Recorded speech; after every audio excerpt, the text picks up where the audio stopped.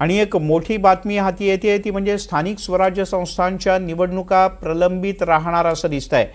कारण 50% आरक्षण मर्यादा ओलांडलेल्या ठिकाणी निवडणुका घ्यायला मनाई कायम आहे।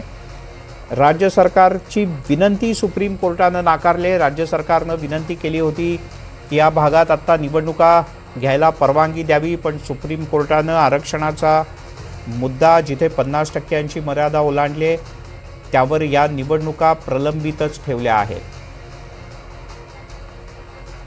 अधिक माहिती घेऊया नवी दिल्लीतून आपले प्रतिनिधी आपल्यासोबत जोडले गेलेत रामराजे शिंदे। रामराजे, काय म्हटलंय कोर्टानं?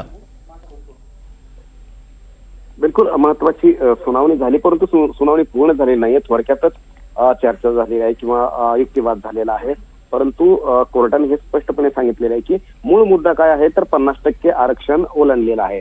तर जोपर्यंत 50% आरक्षण ओलांडल्याचा मुद्दा निकाली निघत नाही तोपर्यंत निवडणुका घ्याव्यात की नाही त्याच्यावर निर्णय घेता येणार नाही। त्यामुळे अगोदर 50% आरक्षण मर्यादा कशा ओलांडली गेली त्याच्यावर निकाल येणं अपेक्षित आहे आणि मगच निवडणुका घेतल्या जातील। त्यामुळे 20 जिल्हा परिषदेतल्या ज्या निवडणुका आहेत त्या आता पुढे ढकलण्यात आलेल्या आहेत, त्या आता प्रलंबित आहेत।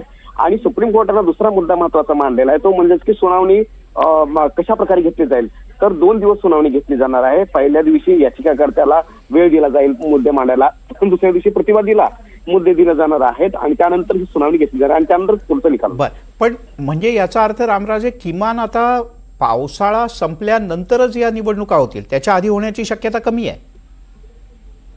बिलकुल, त्याचं कारण हेच आहे की अगोदर जे आहे ती आताच तारीख दिलेली नाहीये, त्यामुळे तारीख दिली जाईल। तारीख दिली जायल्यानंतर याचिकाकर्ते त्याचबरोबर प्रतिवादी यांना आपले मुद्दे अगोदर लेखी स्वरूपामध्ये मांडावे लागतील सुप्रीम कोर्टामध्ये आणि त्यानंतर सुनावणी होईल। त्यामुळे ही निकाल जो आहे तो पावसाळ्याच्या अगोदर निकाल लागणं हे कठीण आहे। त्यामुळे पावसाळ्याच्या नंतरच या संपूर्ण जिल्हा परिषदेचा मार्ग, निवडणुकीचा मार्ग मोकळा होऊ शकतो।